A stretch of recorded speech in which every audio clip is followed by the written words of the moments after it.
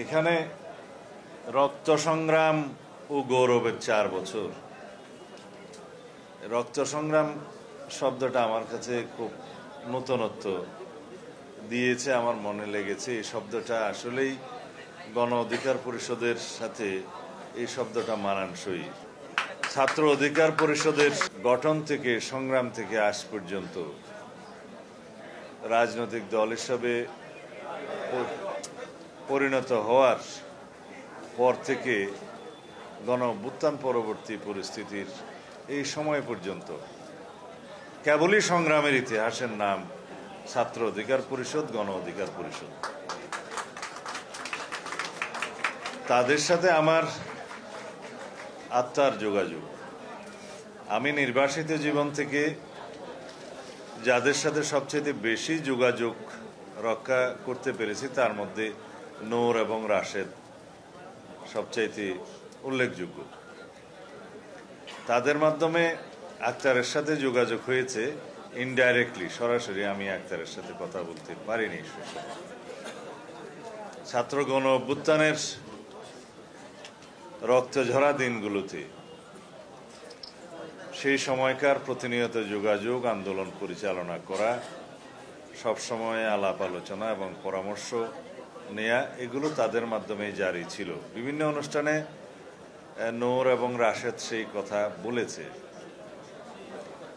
আমরা বিএনপি, ছাত্রদল, যুবদল এবং অন্যান্য অঙ্গ সংগঠনের পক্ষ থেকে সেই ছাত্র গণ অভ্যুত্থানের বিভিন্ন পর্যায়ে কিভাবে অংশগ্রহণ করেছি এবং কিভাবে অংশগ্রহণ করতে হয়েছে, সেই আন্দোলন কিভাবে সমন্বয় হবে তার অনেকটা সমন্বয়ের দায়িত্বে নূর এবং রাশেদ ছিল।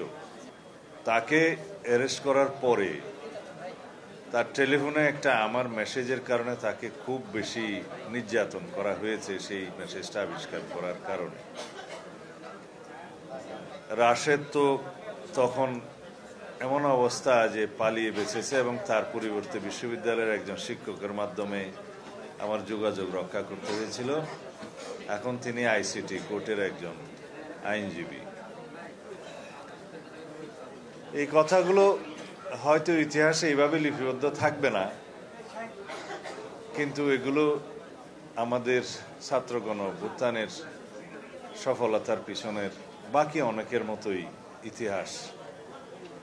তাতে ছাত্র অধিকার পরিষদ হয়ে গণ অধিকার পরিষদ পর্যন্ত বাংলাদেশের জনগণের এবং এই দেশের স্বার্থ রক্ষার, এই দেশের সাম্য, ন্যায়, বিচার এবং বৈষম্যহীন সমাজ ব্যবস্থা প্রতিষ্ঠার জন্য যে ধারাবাহিক সংগ্রাম, সেই সংগ্রামেরই বিকল্প নাম হচ্ছে গণ অধিকার পরিষদ।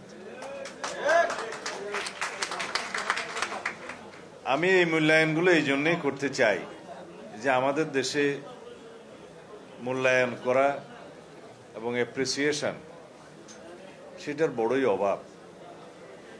রাজনৈতিক সংগ্রামের ইতিহাসে বিগত 16 বছর 17 বছরের যে ধারাবাহিক সংগ্রাম, সেই সংগ্রামে যতগুলো রক্তের সিঁড়ি নির্মিত হয়েছে তার মধ্যে গণ অধিকার পরিষদের নির্মিত সিঁড়ির সংখ্যা কম নয়।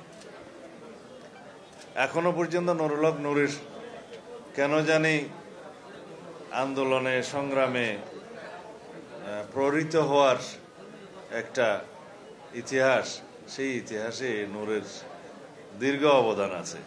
এখনো পুলিশের লাঠি আর নূরের পিঠ, এটা যেন একটা বিশাল সম্পর্কের বিষয় হয়েছে।